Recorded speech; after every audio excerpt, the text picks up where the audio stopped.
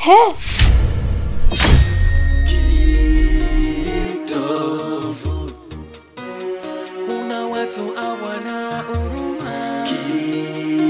Kitovu. Kisa nini?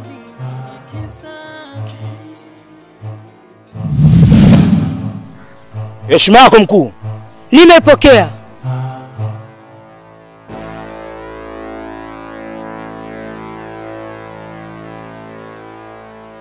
Hivyo vitu nilivyokupa au hivyo vifaa ni kwa sababu ya yule dada. Nimeangalia kwenye runinga yangu, sio mtu wa kawaida. Ana asili ya nyoka. Hiyo filimbi ni ya kupuliza, na utakapopuliza lazima atasogea, na hiyo dawa utamwagia. Umenielewa? Ndio mkuu. Ataishiwa nguvu, utamchukua. Umenielewa kijana wangu? Sawa. Kuna watu hawana huruma. Kitovu. Kisa nini? Kisa kitovu. Kuna watu hawana huruma. Kitovu. Kisa nini? Kisa.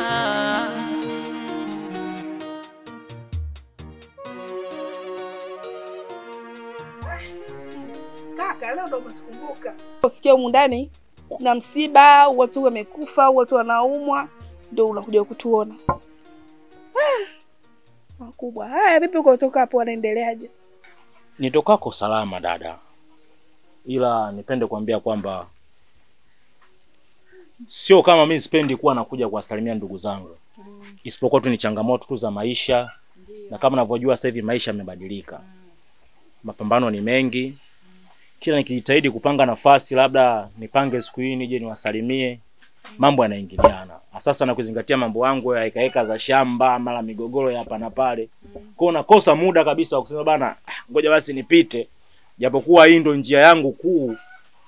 Bana kupita sasa kidogo wasalimia, kidogo unakuwa na feli. Vipi lakini mko poa ndugu zangu? Hapa tupo poa kabisa. Vipi wifi yangu? Na naendeleaje? Wifi yenu yuko poa. Ila japokuwa kuna vihoma vya hapa na pale kidogo vinamsumbua. Vipi kaka ile mambo yetu? Wifi kashaanza kutema vimate au bado? Na Mariamu umeanza. Alafu mimi sipendi. Hivi nimefanya makosa, nimesema leo nimepata kinafasi nije nisalimie ndugu zangu. Kumbe kuna mada ambayo nyingine tofauti kabisa ambayo sijaifikiria katika kichwa changu. Unakuja unasema mama, unaongea mada gani? Amna kaka. Mbona wewe upendagi kuambiwa ukweli? Kwa mimi wewe nisikwambie, nimeuliza sio kwa ubani, kwa wema. Vipi wifi yangu? Maana yake yule wifi alizidi sana kujitawala. Yaani alijiona hapa ndo kafika, hapa ndo kashana nili maisha yake yote. Hasa kipo wapi? Na Mariamu, mambo yangu mimi kwenye ndoa yangu wewe yanakuhusu nini? Yananihusu. Na swala la mtoto wewe linakuhusu nini? Ile ni mipango kati yangu mimi na mke wangu. Hatujapanga kuzaa kwa muda huu. Sio hamjapanga, sema hajapanga. Manake yeye habari zake mimi ninazo. Si unanielewa kaka? Sasa kaa hivyo hivyo kujifanya yule mwanamke unampenda, unambeba beba. Hapa tena tunamzungumzia yeye, lakini wewe unamweka kipaumbele. Manake sisi sio watu, mtu ni mke wako, si ndio hivyo? Ndugu wangu, mbona unaongea sana? Unajui kama huyu ni kakako? Namwambia ukweli. Sasa ukweli ikawa nani? Huyu ni kakako, wewe maneno natakiwa niongee mimi. Mimi ndo mkubwa wenu. Sasa wewe unapomwambia unajui kama ni kakako, unamvunjia heshima mdogo wako. Sikia dada nikwambie, kaka kazidi. Siku hizi toka kaoa, anajifanya anapita kule babani na mke wake, huo anaenda shambani, anarudi anaenda shambani. Kwa sisi sio watu. Toka mama kaondoka hapa ushemona kaja huyu. Ushemona kaja. Kakaangu, samee mimi kwanza. Mariamu, wewe ukumbuke umeachika. Umerudi hapa hujazaa. Umekaa kwenye ndoa yako miaka 6. Umekuja na mtoto hapa ndani. Sio riziki yangu. Ukiona hivyo, kaka yetu naye ana mapungufu. Na Mariamu sipendi. Sawa, unanijua kichwa changu. Sipendi. Hicho kimdomo sipendi. Mambo ya familia yangu mimi na mke wangu naomba yani yaache. Sitaki uyazungumzie. Nimekuja kwa mambo mengine, sitaki uzungumzie masuala yangu mimi na mke wangu. Na masuala ya mtoto, sijui mke wangu tematema mate, naomba uniachie mimi kama mimi. Sijapanga kuzaa. Nilikutafutia kama mwanamke ukamkataa kwa sababu oh mimi na mchumba wangu, sio na mke wangu, sio nini sasa kipo wapi? Sasa nakwambiaje ndani ya mwezi huu wifi asiposhika mimba, ukae ukijua anamleta mwanamke mwingine winja. Mariamu, Kama jogoa pandi mtungi ni bora utuambie kaka. Nenda ndani.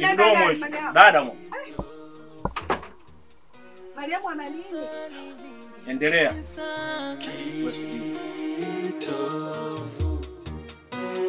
Kuna watu hawana huruma. Mimi ndo nimeingia jana. Mimi nashukuru bwana ndugu yangu umekuja tujumuike. Lakini nina habari njema ndugu yangu. Shemeji yako ni bosi. Yaani nikisema bosi kweli. Yaani tajiri. Tuseme hapa mtaani. Yaani hapa yeye ndo anatamba.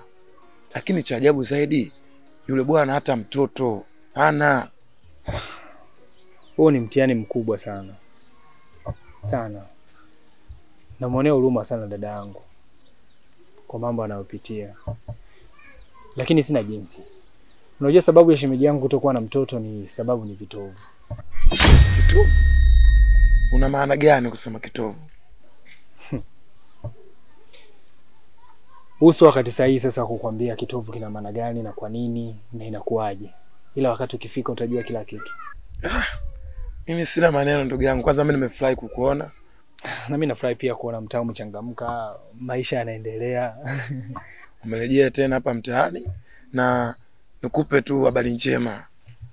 Kuna bosi mpya katokea sasa hivi anaitwa Madam Maya. Ana hatari wewe. Yaani kila siku anashusha mizigo mipya tu. Hongereni sana vijana. Kwa hiyo bado unaendelea na wewe. Mimi mtumba siwezi kuacha ndugu yangu. Mimi huwa sitaki stress za kila wiki unaenda kali yako unaenda kuchukua vijola. Mimi napenda sana nijiachie nikipiga nikirudi nyumbani sina stress zozote. Sawa. Ila Sengo huyu wa mwanzo wa mishenyento tofauti na mimi sasa hivi. Mimi sasa hivi nimekuja kivingine kabisa.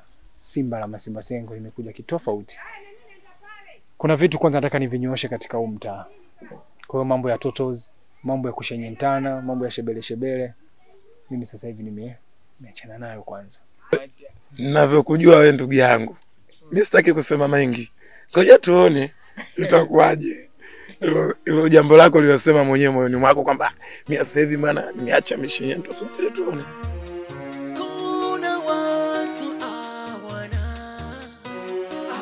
utu. Kuna watu wabaya hawana utu. Kuna watu hawana utu. Kuna watu wabaya hawana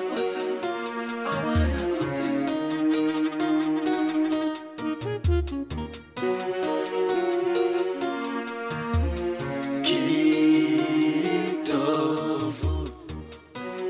Kuna watu hawana huruma. Kitovu. Kwa mashemeji. Kwema za kwako. Za kwangu Mungu anasaidia. Hapa kuchi pana kucha, jua ndo hilo linatoka na kuzama, mihangaiko inaendelea ya hapa na pale. Kama bahati tumekutana. Vipi mdogo wangu anavyoendelea huko? Hali yake kwa sasa naweza kusema ni tofauti na mwanzo. Maana kuna dawa nilimchukulia. Naona sasa hivi dawa toka anze kuzitumia kidogo kuna uafadhali unapatikana. Na hata ile maumivu ya tumbo ambayo anakuwa anasikia kila wakati kidogo sasa hivi yanapungua. Na mimi nilikuwa nimepanga siku mbili hizi nije huko kumuona. Maana aliniambia tu kwenye simu. Vipi nikiteremka shambani kuja kufuata mboga sikukuti? Shambani shemeji. Sasa hivi kidogo naweza kusema namshukuru Mungu kuna vijana nimeweka. Naona kama ukienda unakuta baadhi ya vijana pale, kwa sababu unajua usibezi tu katika biashara moja kwamba shambani kila siku umeenda shambani michicha, majani maboga, nini mahindi. Kidogo sasa nataka nitanue wigo, ndio maana lengo la kuweka wale vijana ili mambo yangu mengine yapate kwenda. Sababu mnaona majukumu yanaongezeka kidogo na hali yenyewe kama ndo naiona hivi mara umeamka unaumwa, mara mampenzi hivyo anaumwa. Kwa hiyo usipojishughulisha inakuwa ni kipengele kingine. Sawa sawa. Basi mimi nikishuka shemeji yangu vipi ananiambia atakuja au alikuja, basi tunakuwa tunatofautiana kidogo. Sawa shemeji, ila nitafurahi nikikuona. Maana ndugu yako anavodeka deka. Sijui. Kudeka yule. Basi shemeji, mimi ngoja niwahi hapa mbanalia hapo shambani mama. Basi tutaonana siku mbili hizi. Sawa. Naona sasa hivi shemeji. Nanye mili yenu bana. Yaani ukivaa dela linavalika. Kisa ni kisa kitovu. Kuna watu hawana huruma. Kitovu. Kisa ni kisa. Ugali kasonga nani? Mimi hapa madam. Hiyo cha usiku nimesonga hiki chakula. Ndio. Yaani ugali kama tuko jeshini au kwa Wasukuma. Mimi naona ugali unatufaa madam kwa kazi tunayoifanya. Watoto walaini kama mnafaa kula vichipsi vikuku. Mshasikia madam amekwambiaje malaya kula ushibe kazi yako ngumu. Sasa mimi naona ugali unatufaa, ndugu zangu mnasemaje? Ni sawa. Lakini sasa mnameniharibia kitu kimoja. Haya, na hii mboga kapika nani? Mimi ya chungu imejaa kama tuko Lushoto. Kapika Neema. Madam, nia chungu ni nzuri kwa nini? Kisa ni kisa kitovu. Kuna watu